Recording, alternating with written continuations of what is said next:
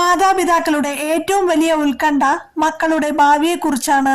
അവർ ആരോഗ്യവാന്മാരായി വളരണമെന്നും ഈശ്വര വിശ്വാസമുള്ളവരാകണമെന്നും കർമ്മമണ്ഡലങ്ങളിൽ തിളങ്ങണമെന്നും ഏതൊരു അച്ഛനും അമ്മയും ആഗ്രഹിക്കുന്നു.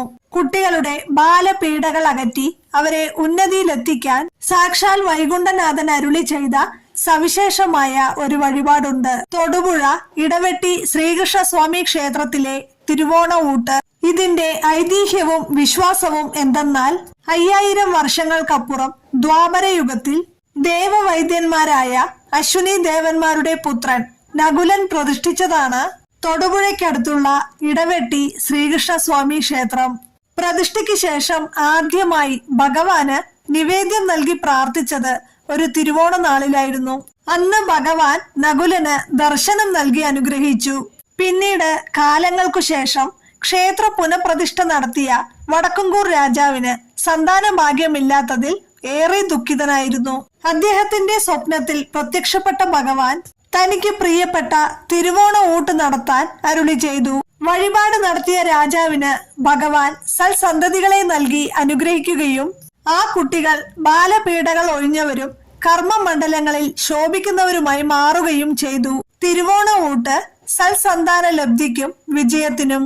എല്ലാ മാസവും തിരുവോണ നാളിൽ നടത്തുന്ന ഈ വഴിപാട് ഇന്ന് ആയിരക്കണക്കിന് ഭക്തരുടെ ആശ്രയമാണ്. സൽസന്താന ലബ്ധി. കുഞ്ഞുങ്ങളില്ലാത്ത ദമ്പതികൾക്ക് അനുഗ്രഹമായി ഈ വഴിപാട് മാറുന്നു. ബാലപീഡ നിവാരണം. കുട്ടികളുടെ ആരോഗ്യ പ്രശ്നങ്ങളും ദുരിതങ്ങളും മാറാൻ ഉത്തമമെന്നാണ് വിശ്വാസം. വിദ്യാഭ്യാസ കർമ്മ വിജയം. മക്കൾ ഈശ്വരാഭിമുഖ്യമുള്ളവരായി വളരാനും ഉന്നത വിജയം നേടാനും സഹായിക്കുന്നുവെന്നാണ് വിശ്വാസം. വിവാഹ തടസ്സങ്ങൾ. വിവാഹ സംബന്ധമായ തടസ്സങ്ങൾ നീങ്ങി ഉത്തമ പങ്കാളിയെ ലഭിക്കാനും ഈ വഴിപാട് വിശേഷമാണ്.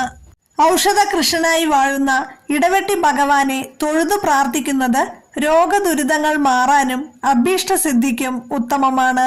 ഇനി നമ്മുടെ ഗുരുവായൂർ കണ്ണന്റെ പ്രിയപ്പെട്ട വഴിപാടുകളും അതിന്റെ ഫലങ്ങളും. പാൽപായസ വഴിപാട് ധനധാന്യ വർധന. വെണ്ണ നിവേദ്യം വഴിപാട് ബുദ്ധിവികാസത്തിനും വിദ്യയ്ക്കും. ഭാഗ്യസൂക്താർച്ചന ഭാഗ്യസിദ്ധി സാമ്പത്തിക അഭിവൃദ്ധി. നെയ്വിളക്ക് നേത്രരോഗശമനം അഭീഷ്ടസിദ്ധി. മഞ്ഞപ്പട്ട് ചാർത്തൽ കാര്യവിജയത്തിന്. കദളിപ്പഴ നിവേദ്യം ജ്ഞാനലബ്ധി. അവിൽ നിവേദ്യം ദാരിദ്ര്യമുക്തി.